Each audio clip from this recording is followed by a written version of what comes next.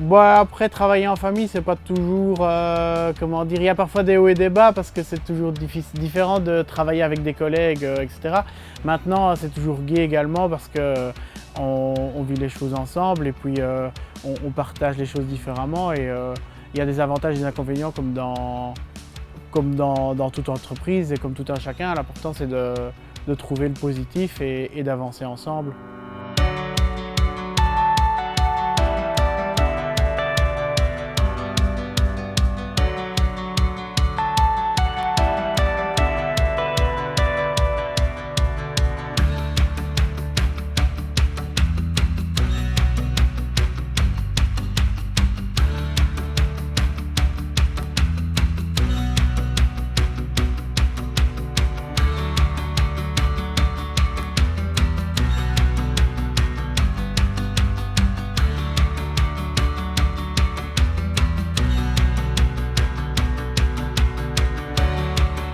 Donc ici on est sur à la base une ferme céréalière d'une centaine d'hectares qui a entamé une diversification déjà dans les années 90 avec mes parents en horticulture ornementale.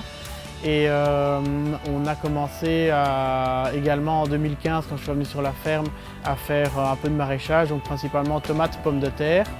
Et également ma sœur qui est revenue sur la ferme qui a un élevage équin avec une finalité qui est le saut d'obstacle. Et également ici on fait aussi de la farine et voilà, c'est un petit peu près tout ce qu'on fait sur notre ferme. En fait, l'exploitation horticole, quand j'ai terminé mon service militaire, j'ai créé une petite exploitation de 120 mètres carrés en 87, l'hiver 87-88, l'hiver 88-89 je l'ai doublé, l'hiver 89-90 je l'ai doublé et l'hiver 90-91 je l'ai triplé.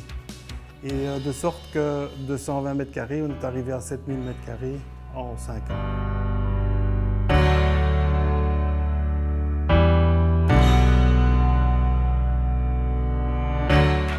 Donc mon boulot consiste en travail des chevaux, de sport, de jumping, du début, c'est-à-dire du débourrage jusqu'à la commercialisation et la valorisation des chevaux au concours. Oui, j'ai fait encore partie des activités de la ferme puisqu'on est impliqué dans l'activité d'élevage et on travaille sur un processus d'échange fumier-paille. Une partie de la nourriture est produite ici aussi pour les chevaux et donc on fait partie de l'activité.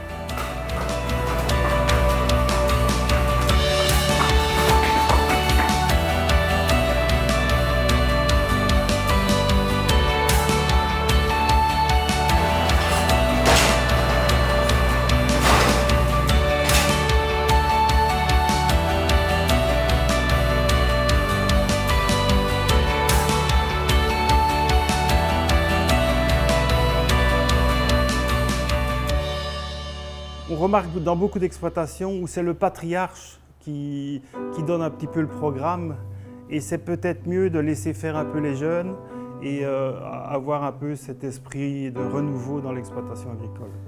Les jeunes arrivent avec des nouvelles idées qui sont plus performantes et j'ai eu la chance aussi que mon père m'a fait confiance quand moi j'ai démarré, donc j'ai fait confiance à mon fils et je vois que ça paye. Donc ce qui a changé depuis que ma sœur et moi sommes revenus sur la ferme, principalement ici au niveau des légumes où on a installé 5 serre-tunnels, où on a commencé la culture de pommes de terre également.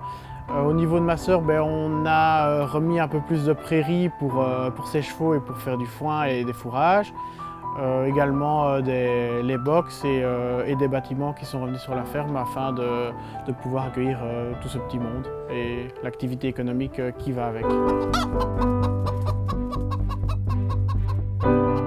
Une ferme moderne, ça doit s'intégrer dans l'environnement dans lequel elle évolue, qui soit la biodiversité, etc., mais également au niveau sociétal, en créant de l'emploi, parce qu'il y a moyen de créer de l'emploi en agriculture, il y a moyen de créer de la richesse. Alors ça peut être les légumes, ça peut être la farine comme on fait également, ou ça peut être des chevaux, mais voilà, les deux vont de pair, je trouve, et c'est toute une philosophie qui se met en place ensemble, et on évolue au fil du temps comme ça.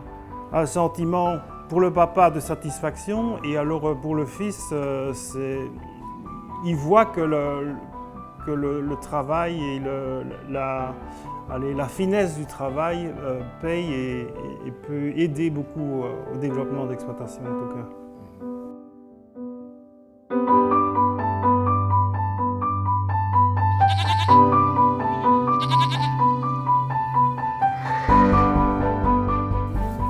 Dans un premier temps, quand j'ai repris l'exploitation agricole de mon père, j'ai opté pour des techniques culturales simplifiées.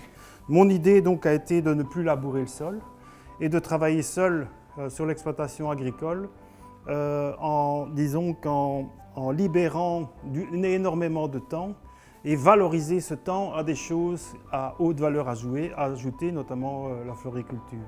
Et autant diminuer cette quantité de travail pour valoriser un travail qui était nettement plus rémunérateur.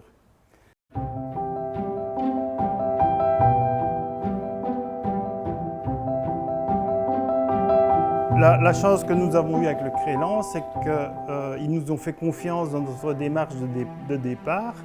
La chance qu'on avait avec eux, c'est qu'ils savaient voir dans l'avenir dans l'espoir de notre projet. Ils avaient confiance en notre projet. C'est des gens qui font confiance aux gens qui travaillent, quoi. Et pourquoi on souhaite mettre cette exploitation en avant? C'est pour leur engagement sociétal et environnemental. Et donc, tous les membres de la famille s'inscrivent dans cette dynamique, mais le font chacun à leur manière. Exemple, le papa va faire attention à la qualité du sol, il va insister sur le non-labour.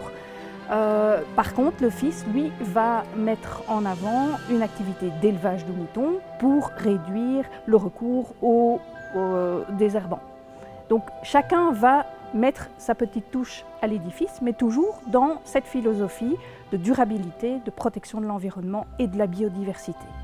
Le tout, c'est de laisser à chacun sa spécialité et de s'y développer à fond. Et alors, évidemment, à ce moment-là, quand personne ne se mêle des affaires des autres, tout fonctionne bien. Évidemment, chacun a ses activités et du coup, on n'empiète pas l'un sur l'autre. Ça permet d'en même temps se diversifier, mais avoir un esprit cohérent.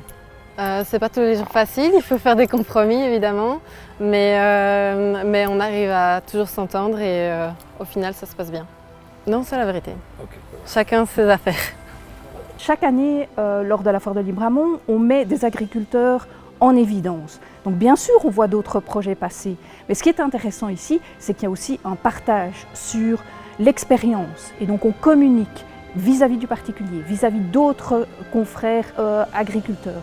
Et donc, c'est sûr, il y a d'autres projets qui sont dans la même dynamique, mais ici, il y a la dynamique communication également.